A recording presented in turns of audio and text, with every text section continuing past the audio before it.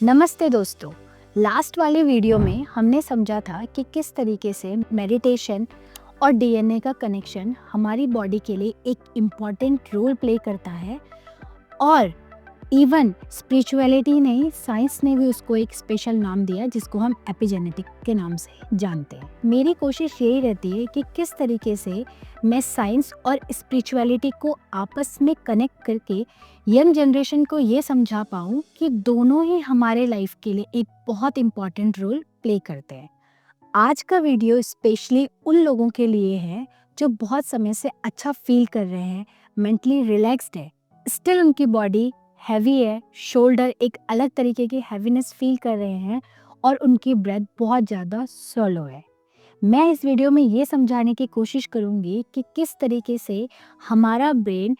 किसी भी एक थॉट को आइदर इट पॉजिटिव और नेगेटिव प्रोसेस करता है और हमारी बॉडी किस तरीके से उस थॉट या उस प्रोसेसिंग यूनिट को अपने सेल्स के अंदर डाल के सेलुलर मेमोरी की फॉर्म में लेके जाती है और उसी के अकॉर्डिंग हमारी बॉडी रिएक्ट करती है। यानी कि सिंपल सा फॉर्मूला है कि चाहे ब्रेन चीज़ों को भूल जाए पर बॉडी बहुत लंबे समय तक उसको याद रखती है और उसी के अकॉर्डिंग रिएक्ट करती है। अपने एक्सपीरियंस के साथ और इतने लंबे समय से हीलिंग से जुड़ने के वजह से मैं बहुत सारी यंग जनरेशन के साथ कनेक्ट हुई हूँ और मैंने ये समझा है कि आज की यंग जनरेशन सिर्फ अपनी फिजिकल हेल्थ पे ही ना फोकस करके अपने साइकोलॉजिकल, मेंटल और इमोशनल हेल्थ पर भी बराबर फोकस कर रही है। यानी ध्यान दे रही है कि हमारे लिए जितना इम्पॉर्टेंट हमारी फिजिकल बॉडी का हेल्दी रहना है उतना ही इम्पॉर्टेंट हमारी मेंटल हेल्थ, इमोशनल हेल्थ और साइकोलॉजिकल हेल्थ भी है। और साथ में मैंने ये एक्सपीरियंस किया है कि किस तरीके से यंग जनरेशन साइंस और स्पिरिचुअलिटी को अपनी डेली लाइफ में इन्वॉल्व कर रही है, उसको रूटीन में लेके आ रही है, उसको एक्सपीरियंस कर रही है ताकि वो हर तरीके से हैप्पी, हेल्दी और बैलेंस हो पाए। तो चलिए शुरू करते हैं इस वीडियो को।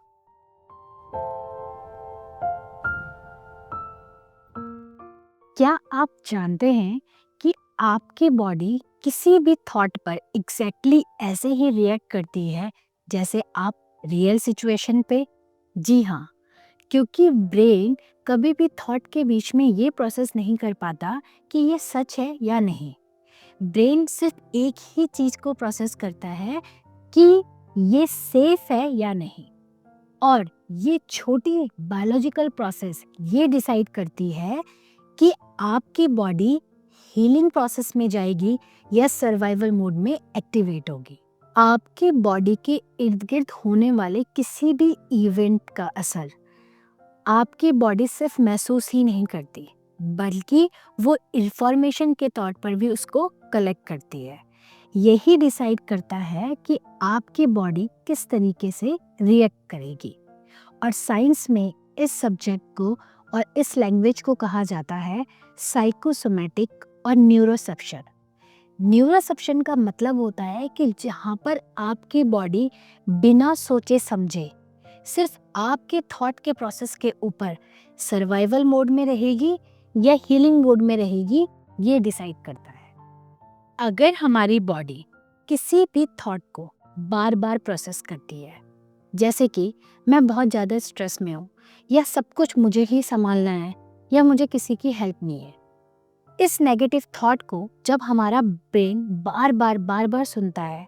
तो हमारे ब्रेन का एक पार्ट जिसे हम एमिगडाला कहते हैं वो एक्टिवेट हो जाता है।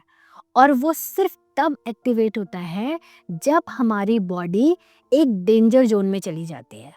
अब वो डेंजर जोन चाहे सच में हो या हमारे थॉट्स के थ्रू बनी हुई हो, इसका असर होता क्या है? इसका असर होता है कि हमारी बॉडी कंटिन्यू स्ट्रेस हार्मोन, जिसे हम कॉर्टिसोल्स के नाम से भी जानते हैं, उसे एक्टिवेट कर देती है। क्योंकि बॉडी का सर्वाइवल मोड पे जाना मतलब कॉन्टिन्यूसली कॉर्टिसोल का रिलीज होना,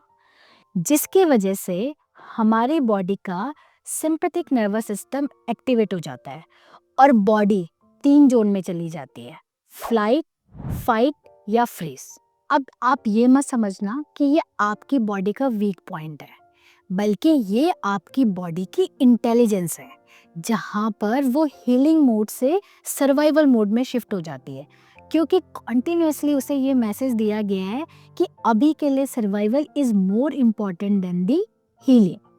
अगर हम इसी टॉपिक को स्पिरिचुअलिटी में कनेक्ट करें तो इस बात को बोला जाता है एनर्जी मेमोरी, यानी कि हमारा ब्रेन कुछ भी प्रोसेस करे, सच या गलत,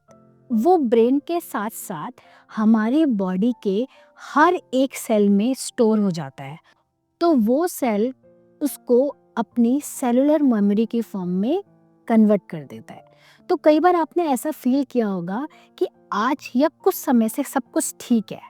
आपका ब्रेन बिल्कुल सही तरीके से काम कर रहा है, आपका मूड भी ठीक है, पर कहीं ना कहीं आपकी मसल्स टाइट है, बॉडी हैवी फील कर रही है, ब्रेथ फिर भी सैलो चल रही है।